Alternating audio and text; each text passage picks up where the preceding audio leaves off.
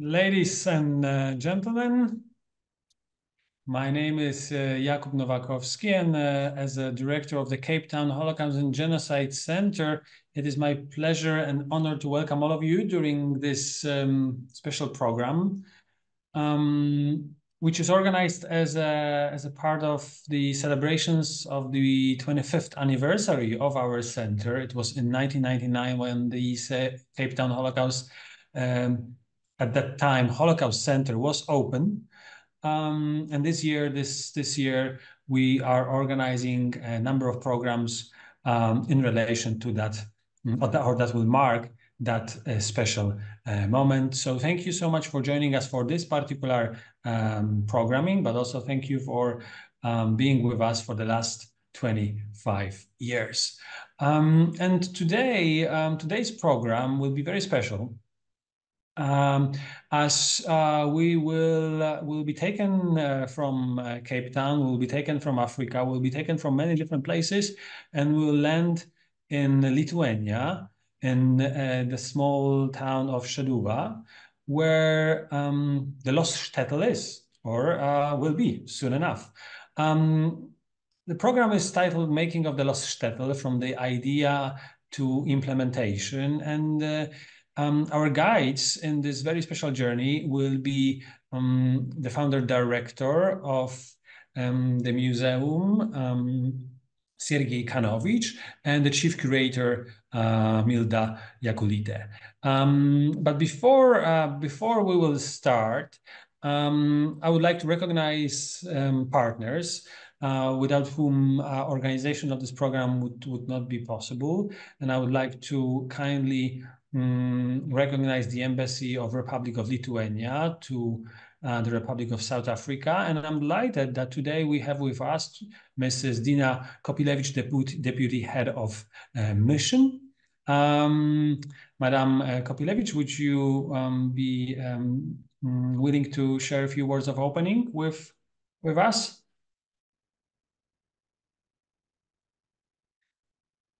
Dear Mr. Novakovsky, dear Mr. Kanovich, Milda, dear audience, I'm very grateful for this privilege and for this invitation. And we at the embassy see this as an event, as an excellent opportunity to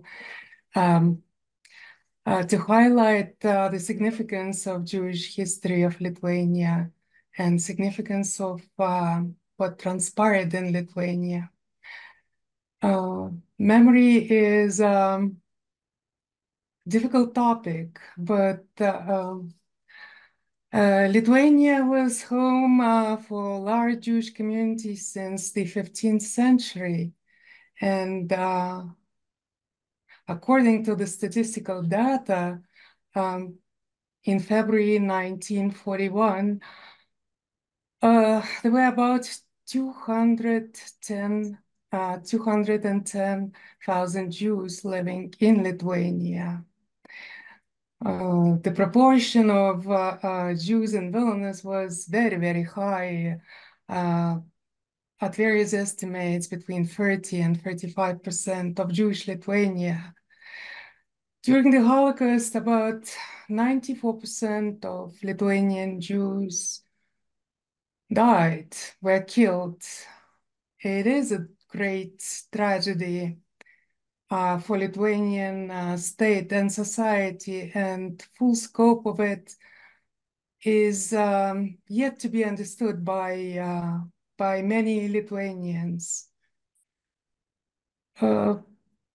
Very few people survived the actual Holocaust.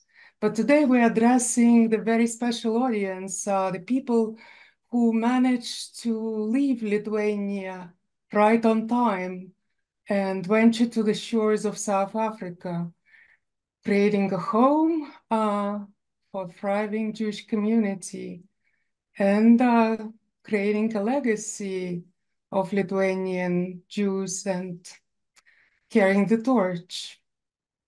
Allow me to share some personal insights.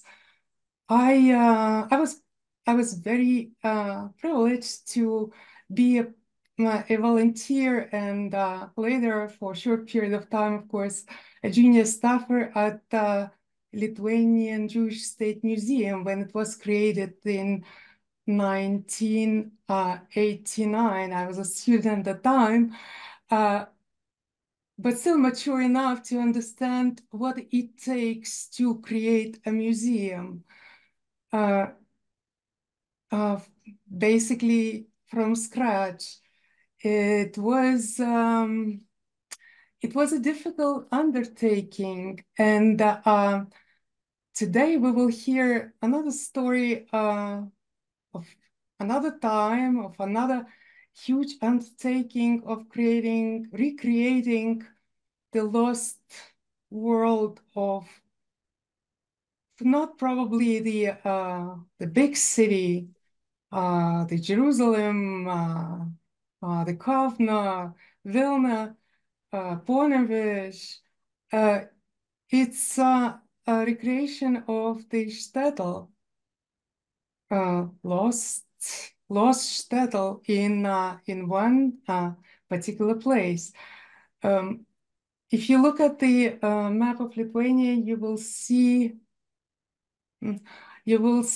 especially at the Jewish map of Lithuania, you will see that almost in every part of this country there was a Jewish settlement of the sort.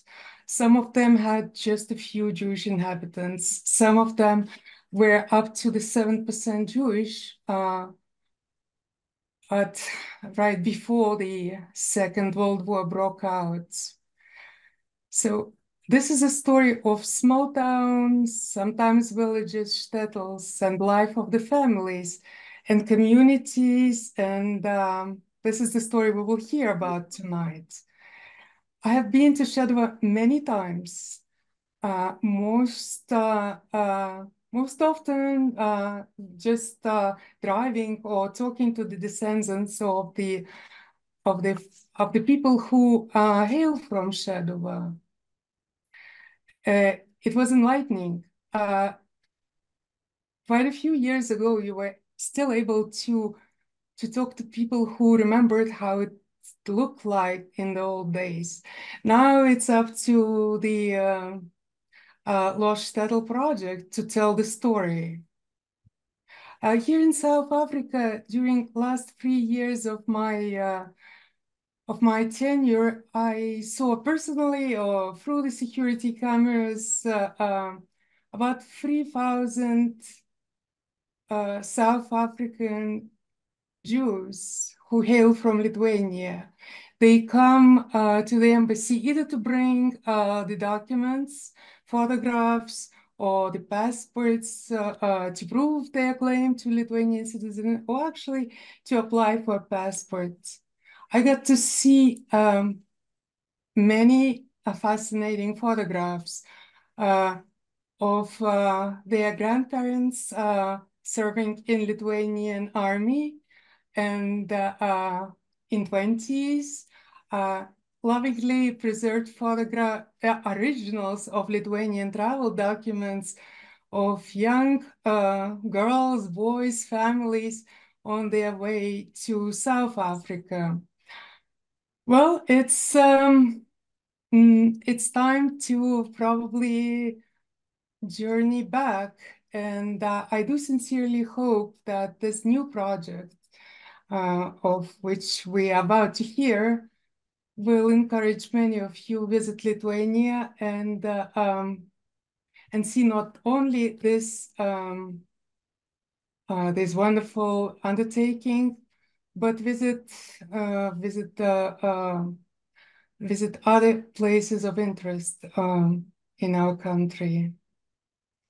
This is a story about very rich tapestry of Jewish life in Lithuania right before it was brutally ended in 1940s, and I'm looking forward to hear the story together with you. Thank you.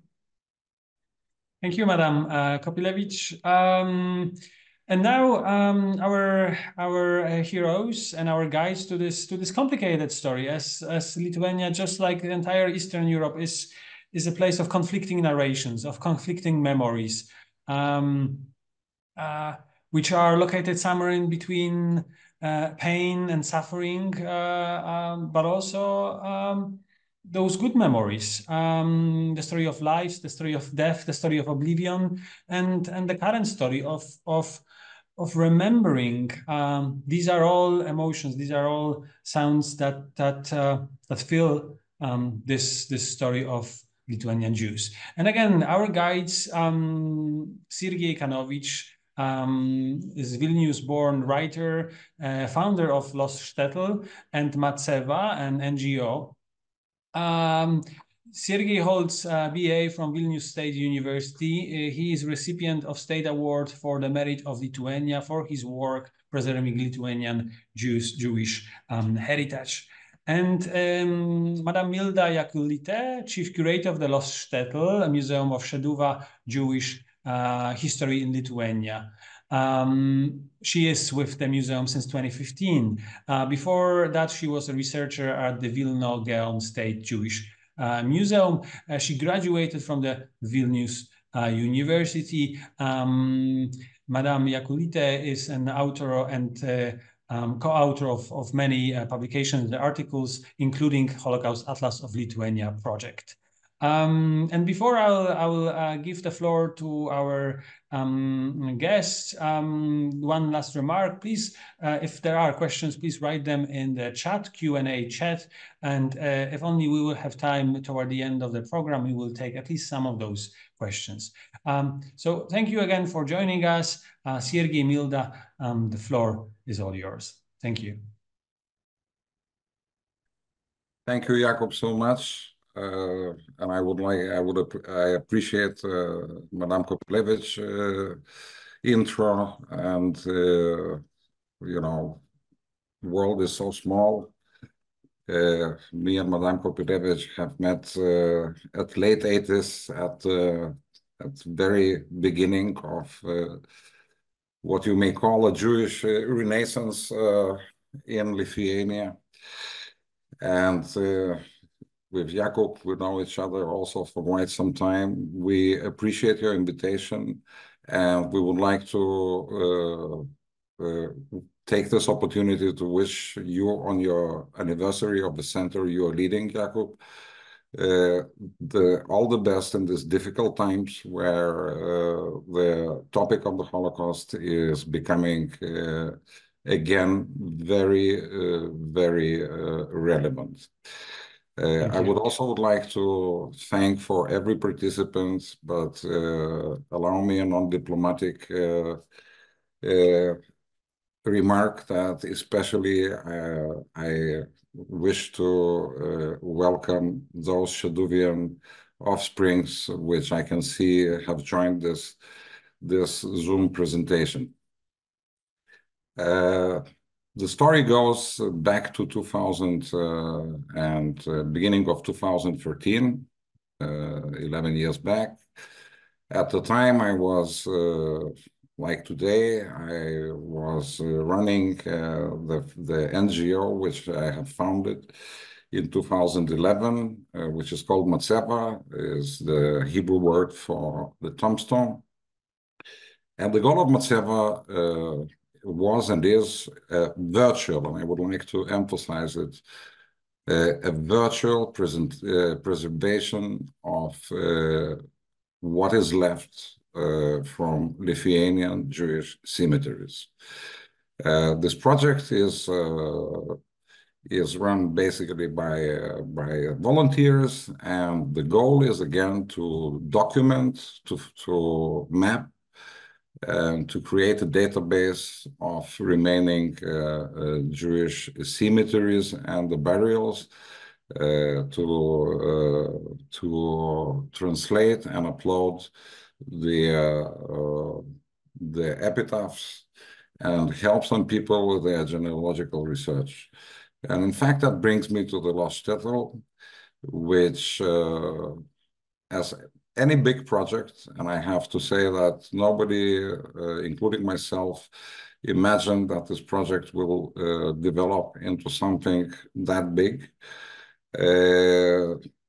Every project starts by a little coincidence. And the little coincidence is that someone goes to the attic and finds some document which has a name Šeduva on it. And this is how we, first of all, land in this little shtetl in the north of Lithuania, northwest of Lithuania.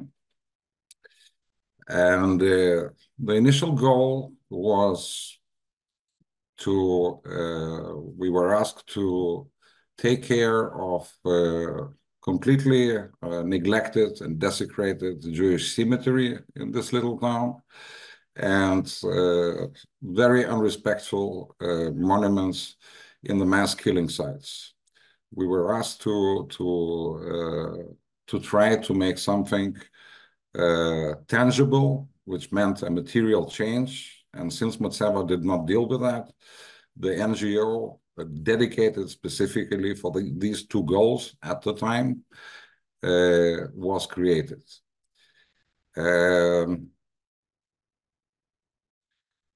This is the map of shtetls in Eastern Europe.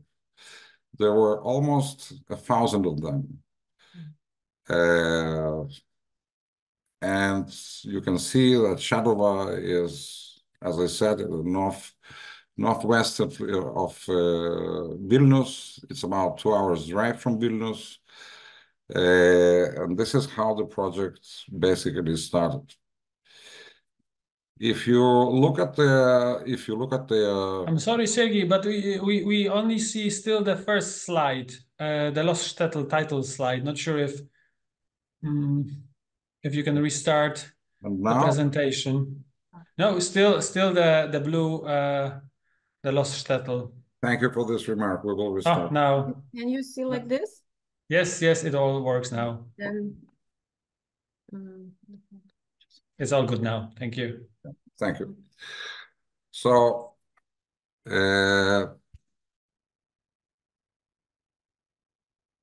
this is a map of Lithuanian Jewish cemeteries, which basically corresponds to two other things. It corresponds and reflects the places where Jewish communities have settled and have been vibrant. And also it does represent the places of their mass murder. And that is the almost identical map of the killing sites, which is identical to the map of the little communities, little shtetls, which were over 200 in Lithuania. At the time, as I say, our goal was to restore the cemetery and to take care of the mass murder sites, which we have been doing for 2 years, since 2013, from the establishment until 2015. Here is you can see the exact location where Šeduva is located. It's a province, little province town with 2,300 people living today. I will leave the details of the historical Jewish presence there to Milda's presentation. That is basically where we started. We started with refurbishing the cemetery, renovating the cemetery, which by National Register, which was done by National Heritage Register, which was done back in 1995, stated that there were a little bit over than 400 burials there and tombstones. When we came over there, it was hard to see any stone, literally, because of the overgrowth. There was a garbage site. The cemetery was completely in total oblivion, despite the fact that it is, like others, is listed as, was listed and still is listed as state protected heritage site. This is the good photograph representing of what we have found back in 2013 when we came over to try and take care of the cemetery. So as I said, we have started in 2013, and since only manual labor was allowed inside the cemetery, no moving of the earth of the burials was allowed. But the cemetery, unlike many others in Lithuania, is absolutely located, is absolutely open fields and surrounded by agriculturally heavily fields which are heavily worked. And over the past 80 years, the archaeologists, the heritage archaeologists have established after very careful analysis that there was approximately 50 centimeters buildup of the soil which came from dust, winds, working fields, etc. So first of all, we dealt with the overgrowth, and then we dealt with some parts of the soil wherever it was possible to do. As a result, we have found and identified that there were over 1,200 burials there, with 800 stones remaining, matzevot remaining. And out of 800, over 400 we managed to identify. The number is rather low because of the quality of the stone, and I shortly will explain why the quality of the stone is so bad. This is the almost current view of the cemetery. It's not current because adjacent to the cemetery, we are completing the creation of the Lost Shtetl Museum, which again I will leave to Milda to elaborate on that. Here you can see some very sad and at the same time a little bit optimistic photograph, because I was approached by a local person who inherited a house from his uncle, who was a stonesmith for years and years in Šeduva. And the person who inherited it came over to take over the house, and this is what he found hidden by his uncle, late uncle. He was stealing the tombstones in order to repurpose them and to sell them to as a new tombstones, most of which landed in the local Catholic cemetery. We have managed to save 17 of them. We placed them very carefully in the places where we know that there is no burial whatsoever. But I would like to come back to the quality of stones. As you can see, there's not a single marble stone like you see in the picture remaining in that cemetery. Not a single one. All of them, they were stolen. Normally, it happens under the Soviet rule. The Soviets, they kept a blind eye on that and even encouraged it quietly, because they were by themselves using the Jewish tombstones massively in Lithuania as a building material, as a decorative material. And when local people, local population started to help them, so to say, to steal more, they simply put a blind eye on it. There were another occasion similar to that a year ago, when we have received a big, huge pile from the place where another local stonesmith used to work. Also includes more than a dozen complete matzevot and many pieces which are they were broken during his business work. This is where the salvaged matzevot are placed. They are placed next to the entrance to the cemetery, and we try to pay as much respect to them as possible. On the left-hand side, you see the photograph of the mass murder site, typical to most of Lithuania, post-Soviet. The only difference on the left-hand side from the Soviet times was that the plaque, which during the Soviet times used to mention anonymous Soviet citizens killed, this plaque during when Lithuania gained the independence, this plaque was replaced by a more proper and more correct text plaque, but otherwise it looked very, very poor, in a very poor condition, and not very respectful towards people who were killed by locals, by local neighbors, Lithuanians in the town during the 2 days of August of 1941. So you can see on the right-hand side that we have put erected monuments made by late very famous Lithuanian artist, sculptor Romualdas Kvintas. We have replaced them in 3 places which are the last resting place of people, of Jews from Šeduva. Again, on the left-hand side, you see what we have found, including the literal plaque in the middle, to mention in this particular case over 300 people who were killed in the place. And on the right-hand side, you see what we did with the help of a sculpture. And that is the last remaining site. Again, you can see the difference between the left and the right.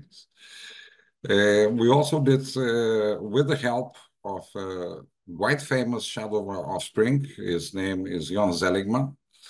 Jon Zeligman is the head of antique department of Israel in Jerusalem, a true academician and very, very serious researcher. His team, he came over to Šeduva. We went to see him in Israel, including other Šeduvian offsprings. His team was doing the research, a non-invasive research of what is left just right to our Vilnius office, the remains of Great Vilnius Synagogue, the Gaon Synagogue. And they did that non-invasive research, and they volunteered to help us to locate exact location of the former Šeduva synagogues, 2 of them. One was wooden and the other one was from red bricks. One burned down during the war. The second one was completely destroyed in late 60s by the Soviets. So we did that research, and the places were located, the exact measures where and what, and we have marked them. This is the remaining drawing of the brick synagogue in Šeduva. There were very few photographs surviving where you can see them really standing there, but we found them. And as a result, you can see on the right up corner of this square, this is the mark of where the synagogue stood. And we also have erected the monument over there to commemorate the place and commemorate the people who not only were praying there, but also they donated their own monies to have these synagogues built. last but not least, I'm very happy that I have a pleasure and honor working with a fantastic team, which you know, when we started in 2013, there was very little research needed in-house. We did it out of the house because we wanted to know everything about the cemetery and everything about mass killing sites. But when the cemetery was coming, the renovation was coming to the end, I started getting concerned about the future of it. Because if we would basically give it back to the responsibility, which is by law prescribed to every municipality to look after the cemeteries, I wouldn't say that we would find after some years or 10 years or decade or two the same picture we have found, but certainly this cemetery would not have been attended properly. So I came with an idea, and this is what brings us to this presentation. I came with an idea which was endorsed by very hardly working sponsors. Due to their hard work, we are able to do what we are doing. And then basically I came with an idea of sort of the you know, guardian of the cemetery. I came with an idea to erect a museum there. Since we didn't know, and as Her Excellency Madame Kopylevich pointed out, you want to create a museum not only in the middle of nowhere, but you're also creating a museum with a challenge where all the people are gone, they're killed, all their belongings have been taken away and changed many, many hands, so there's nothing remaining. So how do you basically build a museum out of nothing? Not from scratch, but simply out of nothing. And here I will give the floor to Milda, which was asked to join us in 2015 when this idea of creating a museum was endorsed.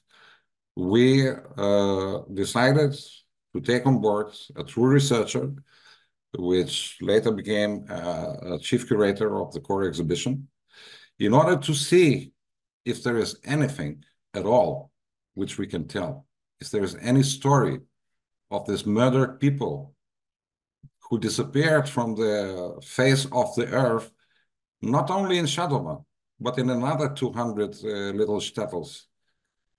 So this is where Milda started her research, and I will leave with a pleasure the floor to her to tell you the rest of the story. Thank you so much for listening. Hello. So thank you so much for Sergey for his trust when he invited me 9 years ago. It's crazy when I think about it. And together we started, you know, to work on museum, on exhibition, finding people, finding stories, and you know, creating ideas, how to present, what to present, in what kind of building to show all we are collecting, and at some point, 2 people wasn't enough. And here you can see our team, which is working currently, and we are 8 people in curatorial and content team. And it's not only 2 of us who are presenting to you today, but all of us in their expertises.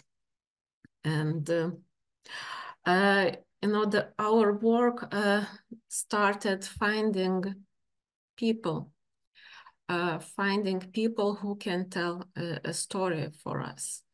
And I know that today some of you are here and listening to us, and maybe you will see yourself as well in some pictures. But in this slide, I just wanna point you out that the lady here is the only one, was the only one survivor who could tell us the story. Her name is Frida Ickovich.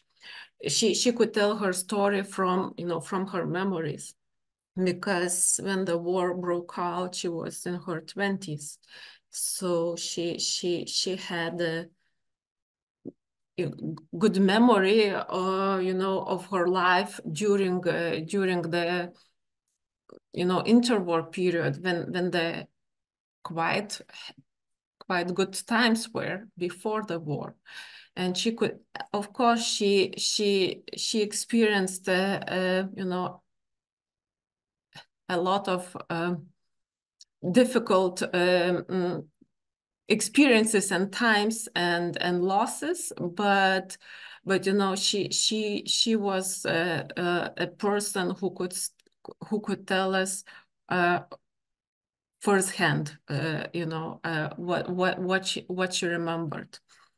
And so the stories is the main focus for ourselves, for us, and for museum exhibition.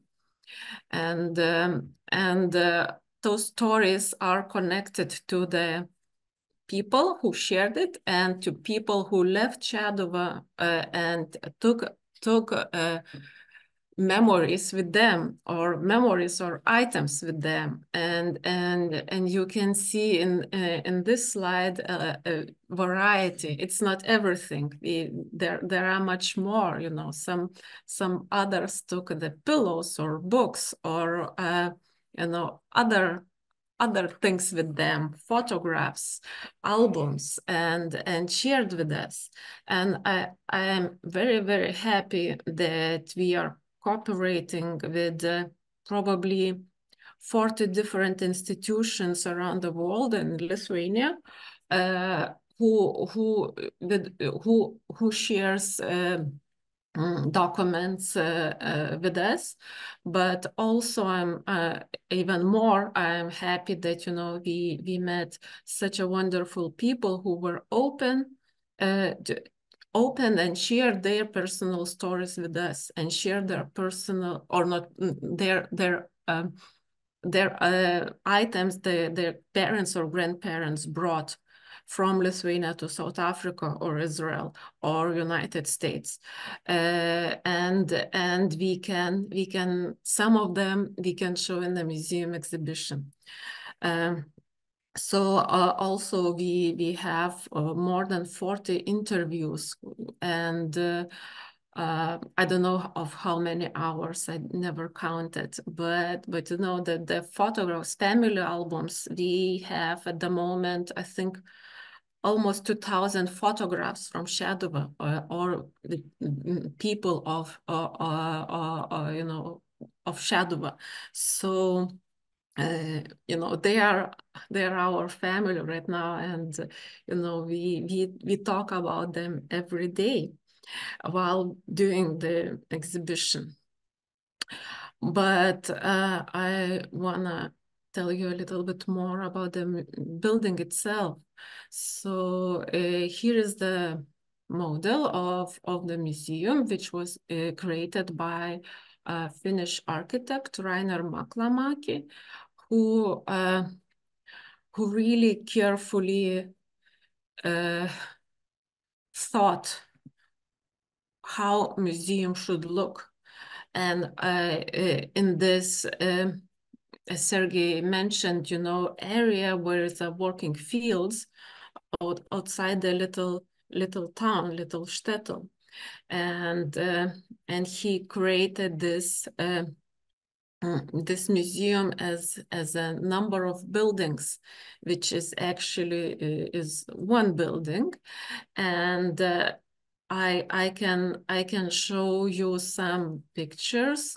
It's still under construction, so it's not finished, but you know, very, very soon, next year, we will invite you to to see it and experience it and walk yourself to, you know, and feel the space and the exhibition. And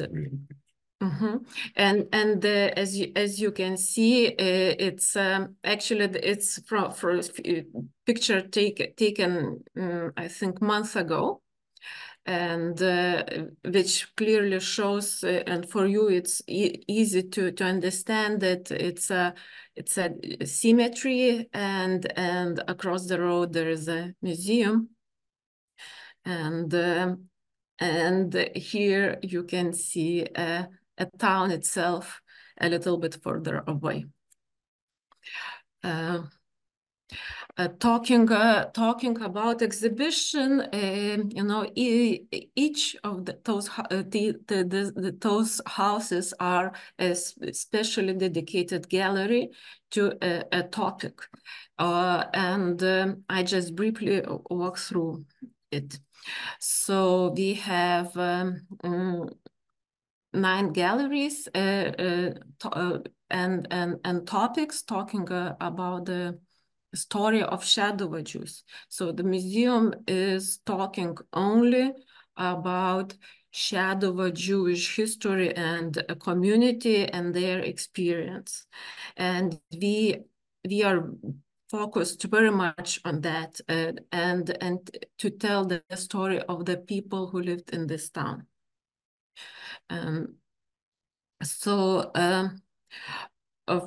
But before we start, you know, talking about Šeduva, we had to go to earlier times. I mean, not interwar, but earlier times, and to speak about the what the shtetl is and how they are formed, and you know where they were, and all that from medieval times, and in that faraway history, we don't have much stories or items to tell and to show. So we had to use other ways to present it, and we went to a recreational documentary. And here I want to show you a very short video from last year, how we were doing it.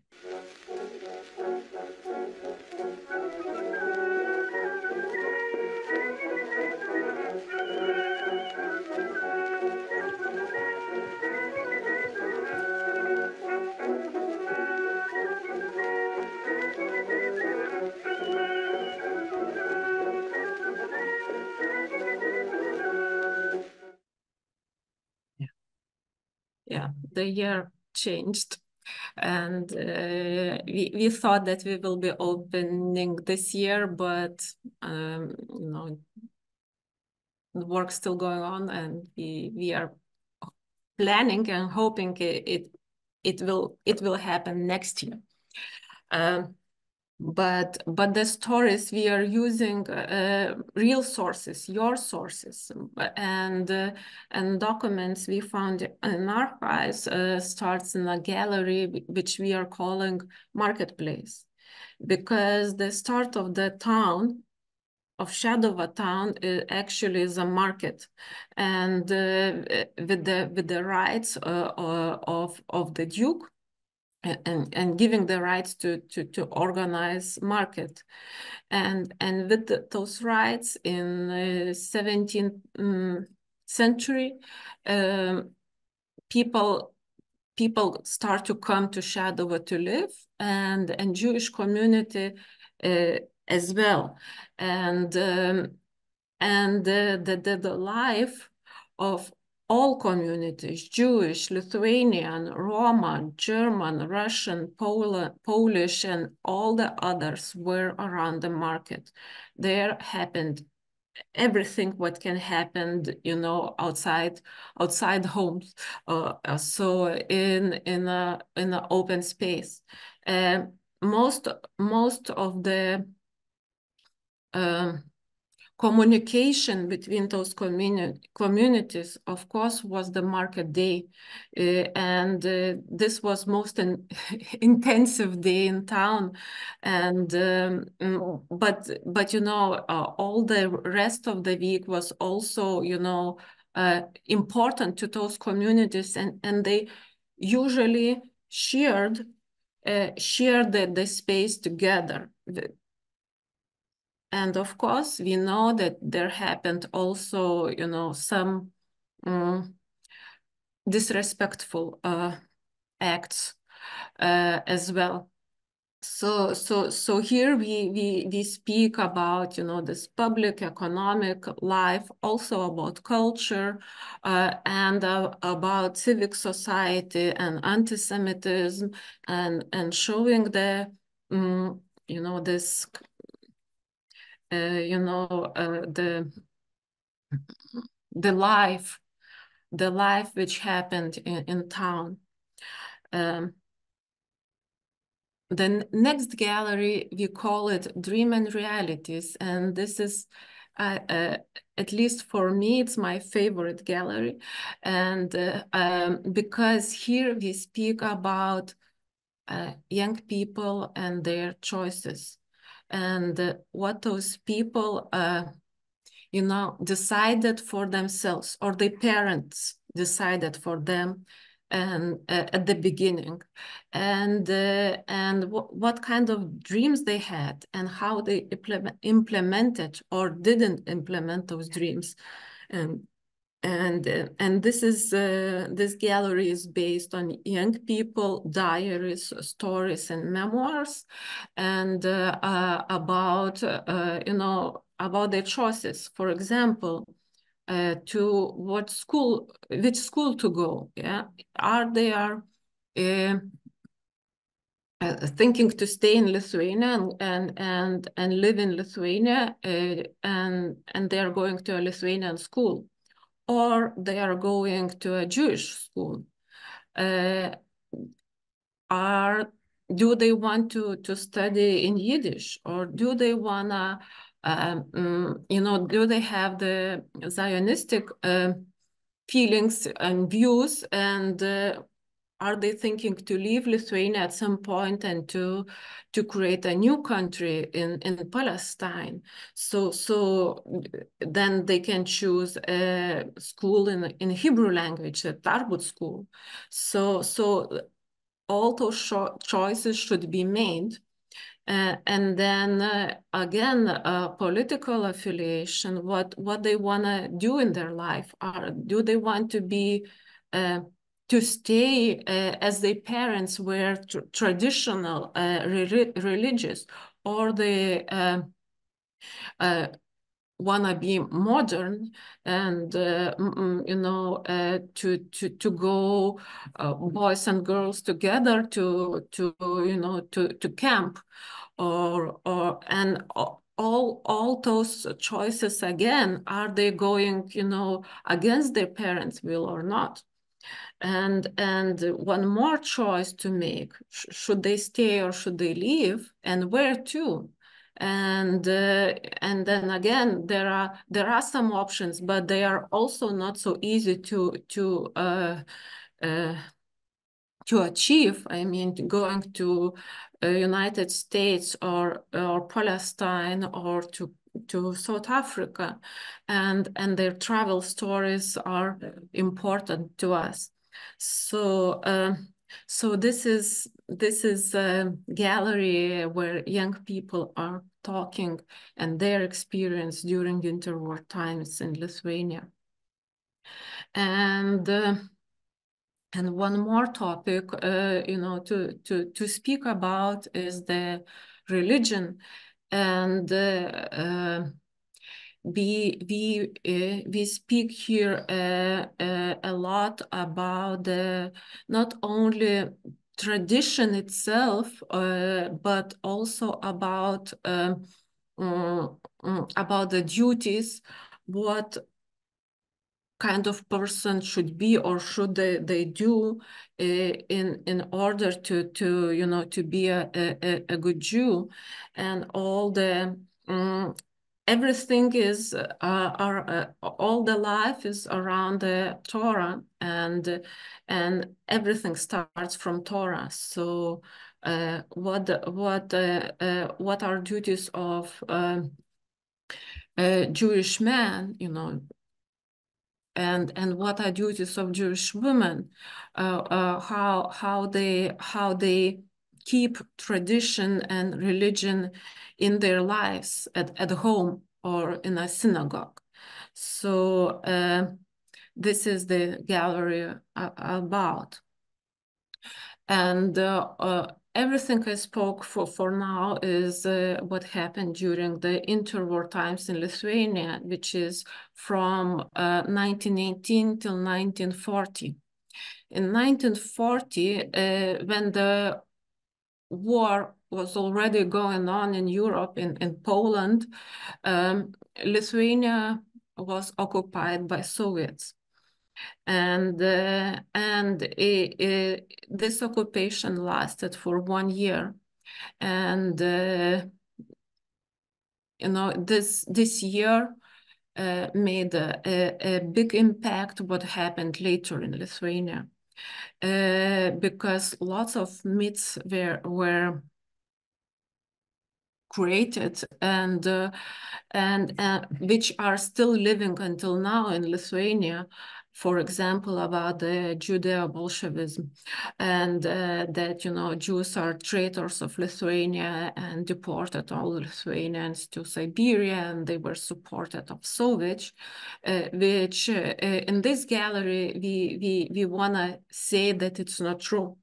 And we say that actually Jewish community experienced the same repressions as Lithuanian community, and sometimes even worse.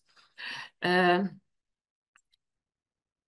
then we have you know, big gallery talking about the Holocaust in Šeduva.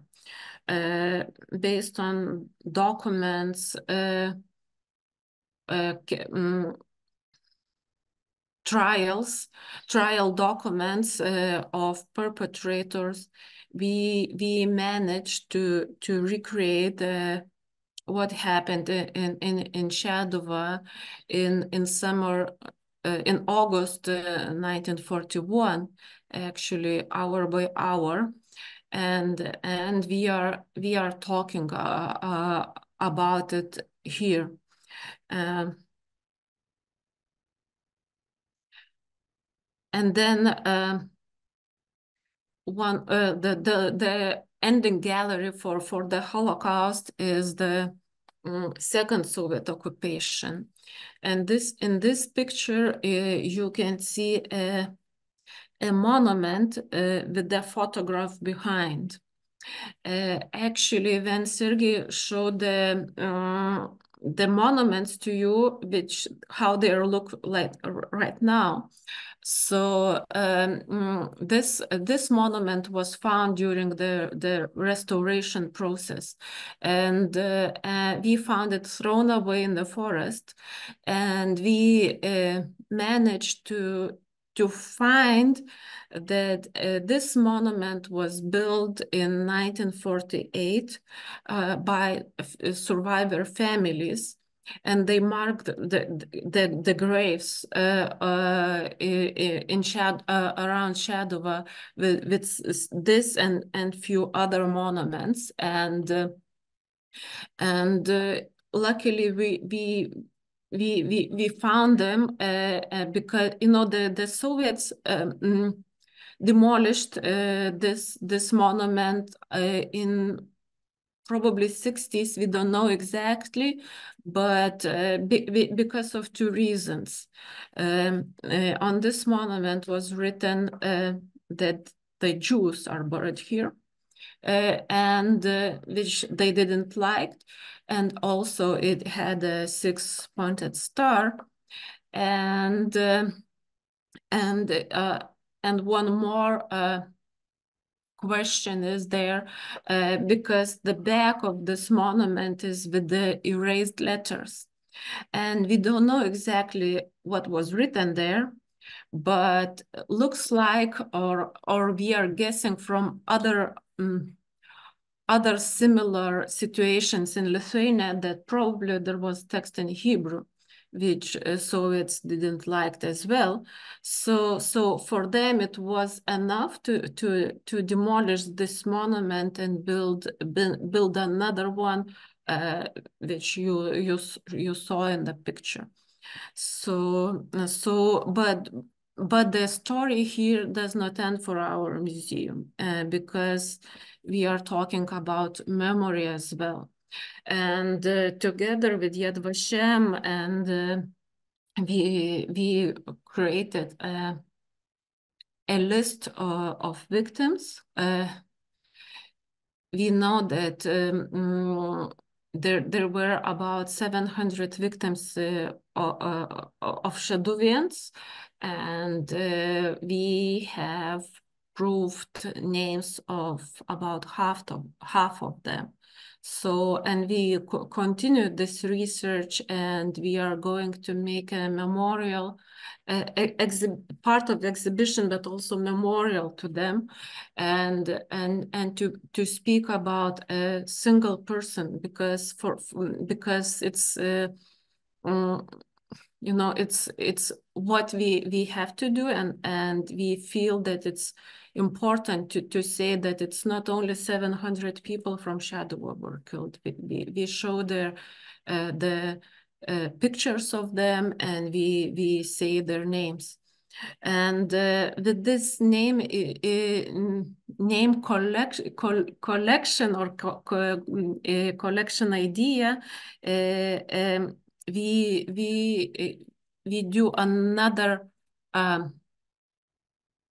kind of project, not exactly the project, but you know, the initiative, which is happening on every year on September 23, when Lithuania commemorates a day of Holocaust in Lithuania, and we read the names of the victims. It's like a memorial to them in town. So already for, I don't know, maybe 6 years in Šeduva, in the city center, we also read the names. We invite the community to read the names of those who we know or proved that they were killed in Šeduva. So, and you can see here a pupil from the school who joined the initiative. And one more initiative we did in town, which is already implemented. We created like a tour around the town, because during the war and after the war, Šeduva was destroyed, so not much is left to see, and you have to imagine a lot how it looked or before. So we created audio stories and a tour around the town, to help our local and international visitors to feel a little bit how life was in town back then. So I think that here I stop, and if you have questions, we will be happy to answer. Thank you. Thank you so much, Sergey and Milda, for this very informative presentation. Yes, it seems that that the project started many years ago, but the last years with pandemic and then the war has been very, very difficult. So congratulations for pushing the project forward despite what's been happening around the world. So we do have a few questions, and again we apologize we will most likely not be able to take all of those questions that are coming in, but let's try with some. So the one of the questions is there any reference to the Jewish community in the year 1880, 1914, when a large portion of the community emigrated to the West and in particular to South Africa? No, 1914. We don't know much. We don't have this information, but usually we use South African sources for this, and there's a database. I'm sure that person who asked knows it. I think by the Jewish Museum in Cape Town made this database of entries of people who entered South Africa. So usually we use this source because those who left, it's very difficult to track. It's almost not possible because there are no list of people leaving Lithuania, and especially until First World War, Lithuania was part of Russian Empire.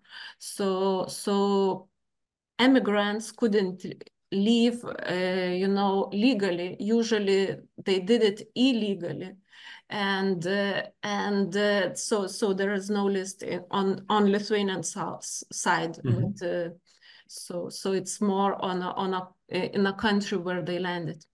Thank you. Yes, but I guess so. Will there be any reference that people been emigrating from Lithuania, what is today Lithuania, to South Africa in the exhibition itself? Yes. It's a big part of our story. Thank you. I'm sure that's going to be an important factor for many of our participants. Other question is, excellent presentation. How long do you think it will take to go through the museum? And does Šeduva have enough hotel rooms to support those visitors? And actually, that's kind of a follow-up question from me. Why Šeduva? Why this particular village or small town? Well, as I mentioned in the beginning, it's a coincidence. It's a pure coincidence. Could have been any other shtetl, but in this particular case, the document which was found mentioned Šeduva, and people who were related to that document, they wanted to do something about their particular place where their forefathers are coming from. So this is the simple reason of why Šeduva. And thank you for that question again, because what we are trying to achieve actually by telling the story of Šeduva, specifically of Šeduva, we are trying to present a pattern which repeated itself in another 200 places. People lived a unique lives, but they wed in the same way, they prayed in the same way, they settled in the same way, they were buried in the same way, and unfortunately, they were killed in the same way. So I think that a lot of people who are not coming from that particular place, they will easily recognize their own shtetl. Thank you, Sergey. And is that how whether do you expect the visitors to stay in Šeduva for a night or in the area, or do you expect the people to travel from Vilnius? It's a challenge because, as I mentioned, it's about 2 hours drive from Vilnius. It's about 2 hours drive from Kaunas. Mainly for the local visitors, it will be a full day experience. For the international visitors, the village, the town of Šeduva, is lying actually in a quite popular tour track for international visitors, especially Christian visitors, and at the same time Jewish. There is a hill of crosses which they try to visit on their way from Riga to Vilnius or from Tallinn, Riga, Vilnius, because Šeduva is a little detour from a main road between Riga and Vilnius.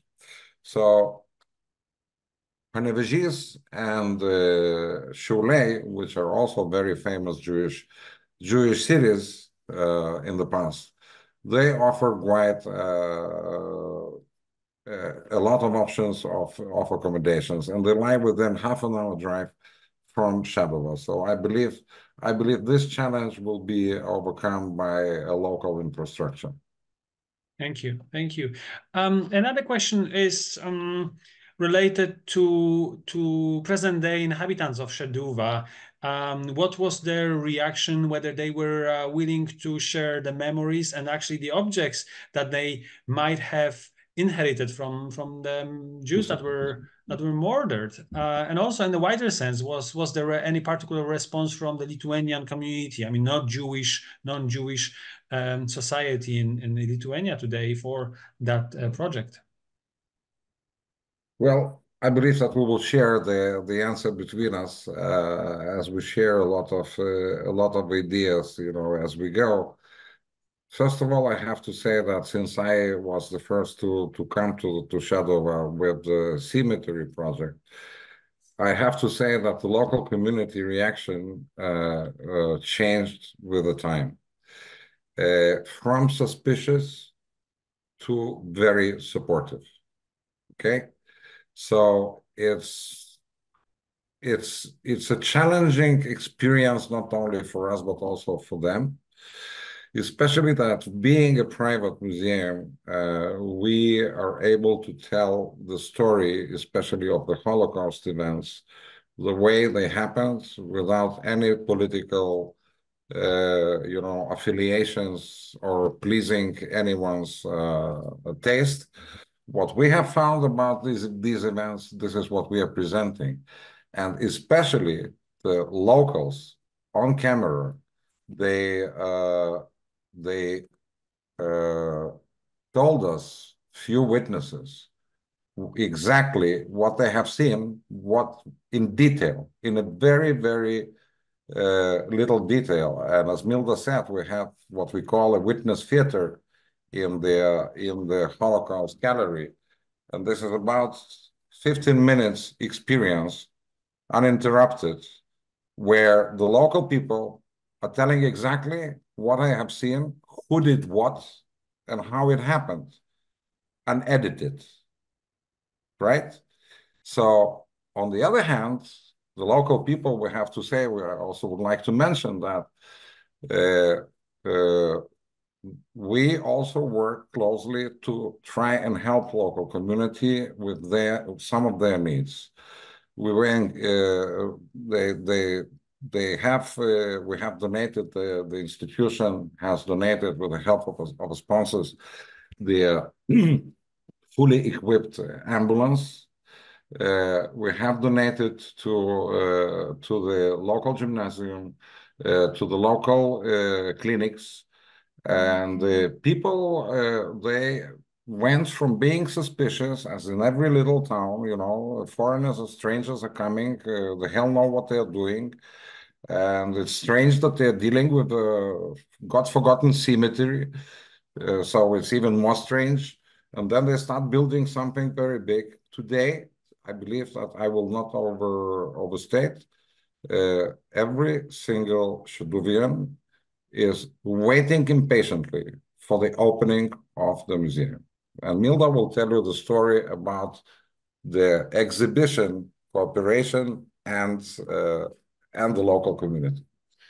Yeah, actually, I didn't experience what Sergey experienced, but I experienced only a very good emotions with the Šeduva people, locals, and how they're enthusiastically, waiting for a museum to open, and yes, we have a lot of interview with them. Unfortunately, not so many people, as always, I think we in a museum field, we always feel that pity that we we come too late. And we came too late to Šeduva and ask people there. And we found only few who could remember and tell us the stories. But the entire community, is waiting for museum, and we are cooperating every year with them on different projects in town. We join their celebrations and their festivals, and they are always waiting what we are doing and what we are offering to them. We are mindful that the families of perpetrators or relatives of perpetrators lives there as well, still until now, and we want to with our activities to say that we are not against them. Actually, we want them be part of our community, be included, and that doesn't matter what their grandparents or relatives did. Some of them, paradoxically, they even supported us in a very, very, clear way by helping us carrying the stones, showing around, and they were very cooperative. Mm-hmm. So, but I also would like to come back to a question before about the time in the museum. So, exhibition is about 1,000 square meters. So it's not big, not small, medium-sized exhibition, and everything depends on a person, how deeply he wants to be involved in exhibition. For our Lithuanian visitors, we hope that they will return and find something new in exhibition when they are returning. And for our international visitors, I would offer just plan a day in Šeduva. Thank you. I think it's very important to repeat that or to underline the fact that opening of the museum is not the end of the story. It's actually the beginning of the story. This is actually the beginning of the actual work. And I think there is, looking at Poland experience, those kind of projects has really have had a huge effect, allowing people or encouraging people to face that difficult past. It was actually those moments that made the second, third, fourth generation of the non-Jewish inhabitants of those towns to face often difficult stories about their own past that otherwise would have been kept in the closets for many years. And I think one of the questions that we had here is perhaps to be reassured that the exhibition will also mention those difficult moments, the tensions in between the Jewish and non-Jewish citizens of Šeduva, because again, in many ways, especially between the wars, all those people were Lithuanians. So will that dark and complicated stories will also be part of the exhibition? Of course. As I just can repeat that, the story is about Šeduva and what happened in Šeduva. So what we managed to collect, found, interview and, good and bad. So it will be a part of the exhibition. The curatorial team actually took a very simple approach. It is the one and only opportunity to present everything, but absolutely everything, which is possible to find in public domain about the tensions, about the murder, about those involved in murder, about what happened to them and didn't happen to them. It is all there without finger pointing, but with very clear possibility for people to try and to understand. This is how it happened. This is who did it. And it's not only pulling the trigger. is much more complex and complicated mechanism, as we all know. But we know, the academicians, the museum people, the historians, the ordinary person. I don't think, and I will take this courage to say that actually we were told that there's nothing like that in sense of Holocaust telling story, which can be found in Lithuania the way we are going to present it. In absolute detail, in hours, whatever was possible to find and restore, and with the names and with the faces. And we know that questions will be asked, but the museum is the place for discussion and is the place to face the truth and not to hide it. Beautifully said, and I couldn't agree with what you said more. And I think with this we will finish this program. I know that we could spend here at least another hour, but please be mindful that Vilna is 1 hour ahead. So it's already after 8 p.m. Where Sergey and Milda are. So let me once again thank you for your time this evening. Congratulate you all the work, and wish you good luck on this last part of the project. We very much hope to see you next year in many places, but perhaps one of them would be Šeduva. At the opening of this very groundbreaking, in many ways, I believe, projects that will reconstruct the way how Lithuanians think about Jewish past, how Jews think about Lithuania. I think that will be the power of that project. Thank you so much for giving us this opportunity, for inviting us. We really do a lot appreciate the fact that you decided to show interest in what we are doing. And we were able to share it with all this very big audience indeed. So thank you so much. Yeah. Thank you. And I saw the question. Of course, there will be invitations to all of you to come to Šeduva, but plan your visit. It's next year, I'm sorry, next summer. So next year, not in Jerusalem only, but next year in Šeduva. Let's hope for that. So once again, thank you, ladies and gentlemen. Sergey Kanovich, Milda Jakulyte, Cape Town Holocaust and Genocide Center. This program was recorded. So if you haven't had the time to stay with us, or you would like to share, please visit our YouTube channel for that recording. Thank you so much. Have a lovely evening. Stay safe. Be well. Thank you so much. Thank you.